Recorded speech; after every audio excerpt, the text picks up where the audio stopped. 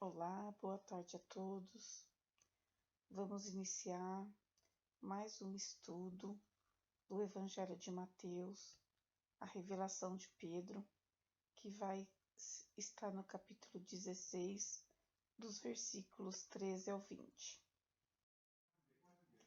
E chegando Jesus às partes de Cesareia de Filipe, interrogou os seus discípulos, dizendo: Quem dizem os homens ser o Filho do Homem? E eles disseram: uns João Batista, outros Elias, e outros Jeremias, ou um dos profetas. E disse-lhes ele: E vós, quem disseis que eu sou? E Simão Pedro, respondendo, disse: Tu és o Cristo, Filho do Deus vivo. E Jesus respondendo lhe disse: Bem-aventurado és tu, Simão Bar-Jonas, porque não foi carne e sangue que te revelou, mas meu Pai que está nos céus.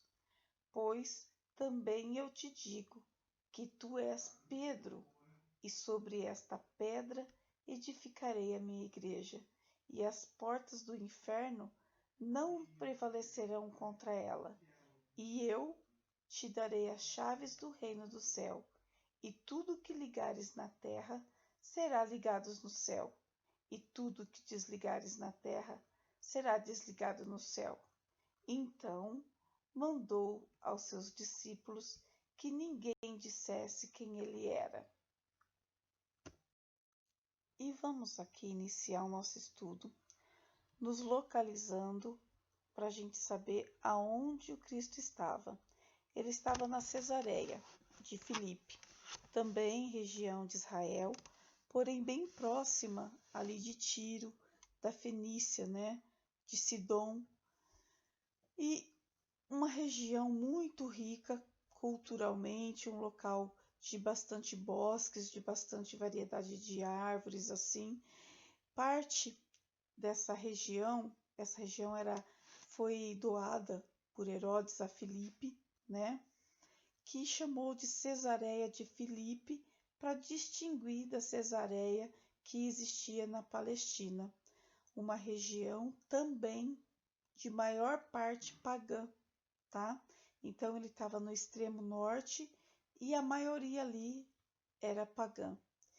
E o que o Cristo fazia nessa região, Os evangelhos não falam nada sobre isso. Acredito eu, com o único trecho que distingue dos demais evangelhos, Lucas vai trazer para nós que ele encontrava-se em oração. Então, acredito eu que ele sai daqueles conflitos em que ele vivia a todo tempo, com os fariseus procurando ele toda hora, perseguindo, com os questionamentos. Também sai da região porque ele era muito assediado pelas turbas, E ele se encontra naquela região com os seus discípulos e ele estava meditando. Então, aí começa o texto, Então, eu acho que ele sai daquela concentração ali de pessoas para se estar além de em oração, assim, estar mais próximos dos discípulos e dos ensinamentos, porque a gente vai perceber agora com o estudo, que ele estava buscando, questionando os discípulos a respeito de quem ele realmente era, o que os discípulos realmente tinham aprendido junto com ele, Então vamos lá. Então vamos aqui iniciar. Que dizem os homens ser o Filho do Homem? Aqui, nessa pergunta, ele queria saber qual era a impressão dos discípulos sobre a opinião dos homens, porque ele mesmo sabia o que todos pensavam, E os apóstolos referem-se a Jesus às diferentes opiniões dos judeus. E eles responderam: Uns dizem que é João o Batista. São aqueles que pensam como Herodes, né? Porque João foi o primeiro a pregar sobre Deus. Outros dizem que é Elias. Isto para aqueles que acreditavam que Elias ia renascer, ia voltar, né?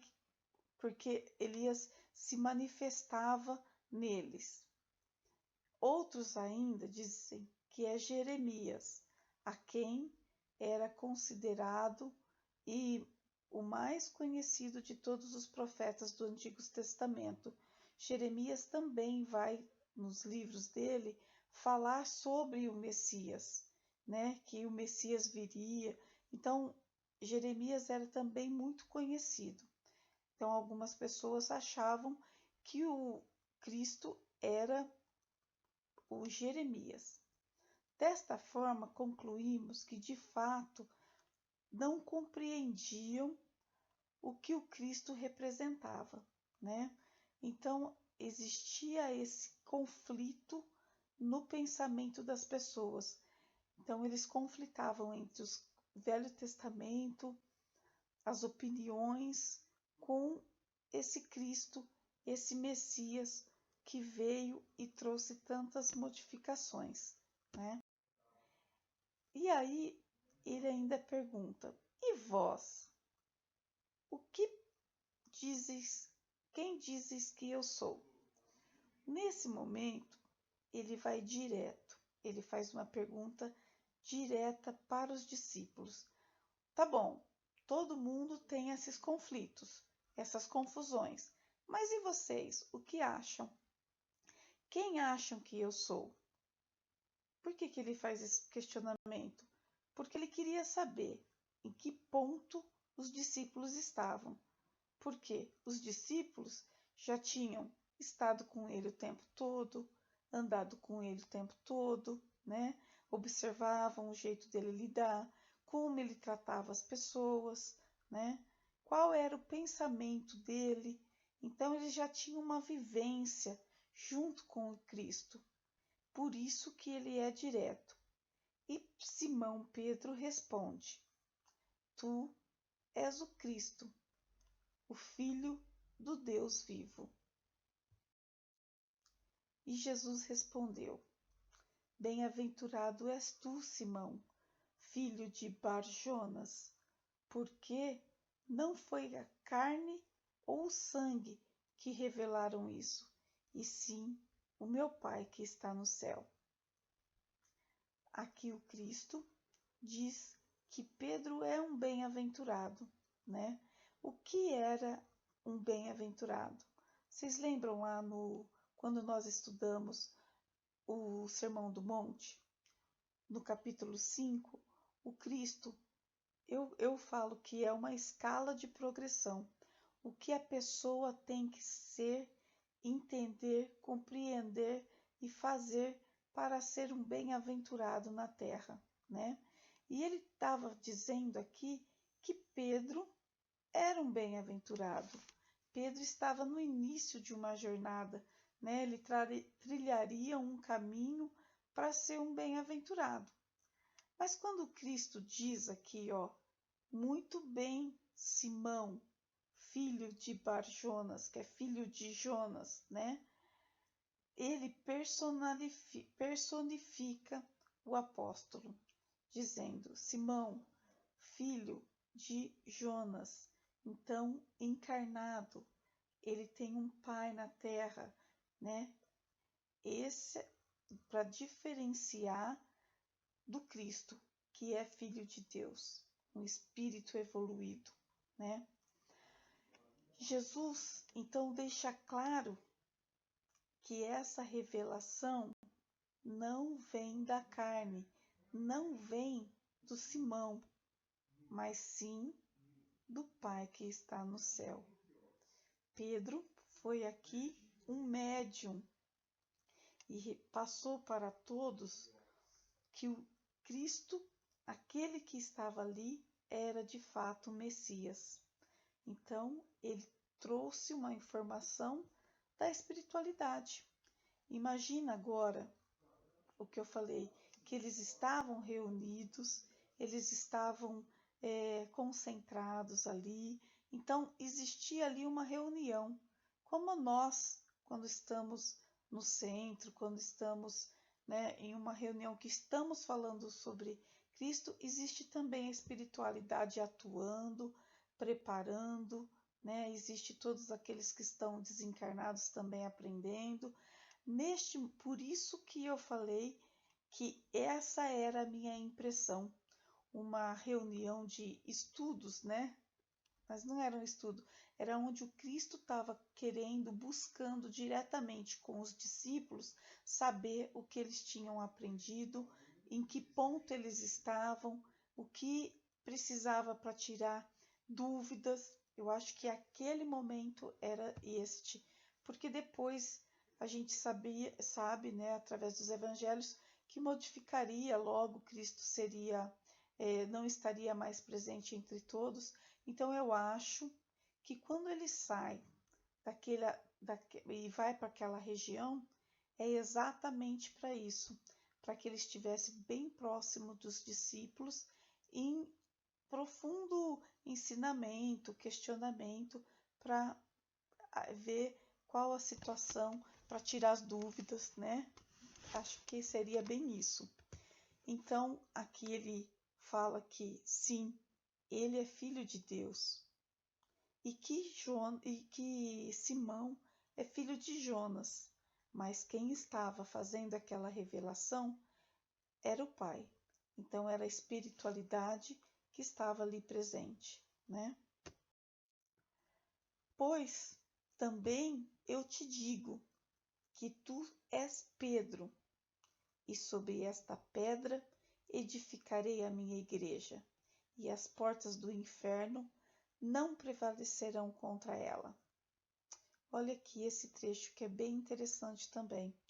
Aqui ele diz: Pedro, tu és também um filho de Deus, tu és também um bem-aventurado, tu és a pedra que eu edificarei a minha igreja. Mais uma vez, Jesus mostra para Pedro que ele faz parte da missão do Evangelho no mundo. E por que a gente fala mais uma vez?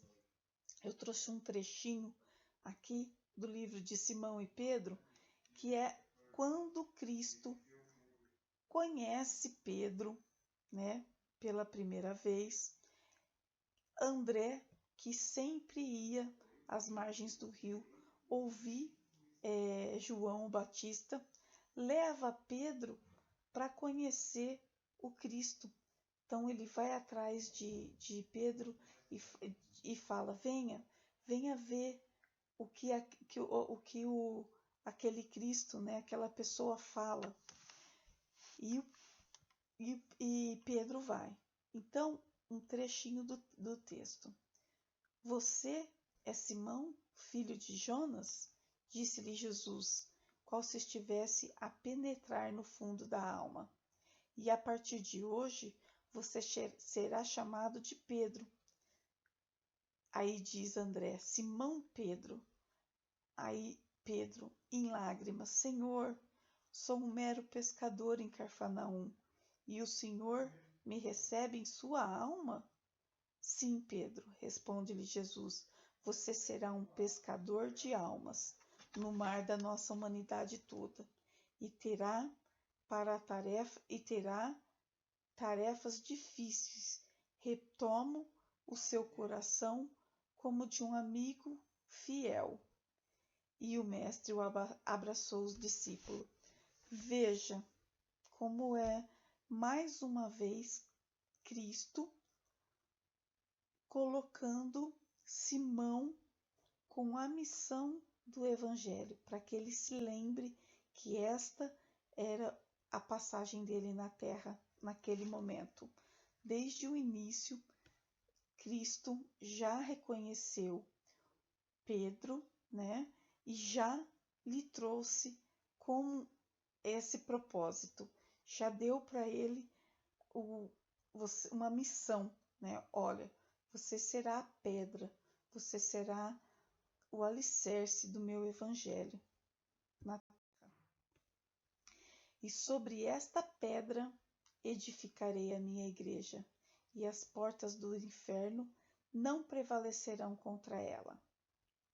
Interpretar o sentido das palavras de Jesus, tu, Pedro, és a pedra, né? A pedra no sentido de alicerce, no sentido de que ele vai ser a base da própria revelação de Jesus. E a consolidação do edifício será feito através de Pedro, erguido do esforço de um simples pescador, rude e simples, né? Então é ali, com aquela simplicidade, com aquele jeito rude, que iria se edificar a igreja, né, do Cristo. O que é a igreja? A igreja era a reunião de pessoas aonde esses iriam buscar, além dos conhecimentos, né, o alimento do Cristo que eles estavam ali recebendo, então eles iriam buscar a luz dos ensinamentos, eles iam crescer, né, com esses ensinamentos todos. Então, essa era a igreja que o Pedro iria edificar, né? Ele iria passar os ensinamentos em eficiência e à medida que cada um fosse se conscientizando no postulado do Evangelho, que colocasse em prática no seu dia a dia. O Espiritismo vai esclarecer que a palavra inferno é o contrário, é a treva, é a ignorância, né? É o erro, é o conflito. Então, o inferno da pessoa é quando ela se encontra em extrema ignorância. E quem fosse, e o inferno não ia prevalecer, né? Porque Pedro estava ali para edificar. Então, é sobre esta pedra que edificarei a minha igreja, e as portas do inferno não prevalecerão contra ela, porque ele ia levar esse ensinamento, mesmo sendo simples e ainda não tendo todo o conceito. Porém, hoje nós sabemos que quanto mais a gente estuda, quanto mais a gente vivencia, quanto mais a gente se oferece no caminho do Cristo, né? A gente vai crescendo, a gente vai se transformando. E o Cristo sabia que eles iriam se transformar. E eu te darei as chaves do reino do céu, e tudo que ligares na terra será ligado no céu, e tudo que desligares na terra será desligado no céu. Então, o Cristo estava dando a chave da oportunidade, né? Não existe uma chave mesmo, existe a oportunidade de tudo que eles passaram junto, de todas as revelações que o Cristo fez, de todos os ensinamentos que foram colocados ali, né? Revelando que, em decorrência do bom uso do livre-arbítrio, tudo que o Pedro fizesse em prol do Evangelho do Cristo na terra, todo o trabalho fraterno que ele cultivasse, toda a caridade, todo o assistencialismo que ele desse para aquela população que iria buscá-lo, né? Porque a gente sabe que Pedro constrói a primeira casa de assistencialismo, de atendimento à população que sofria, né?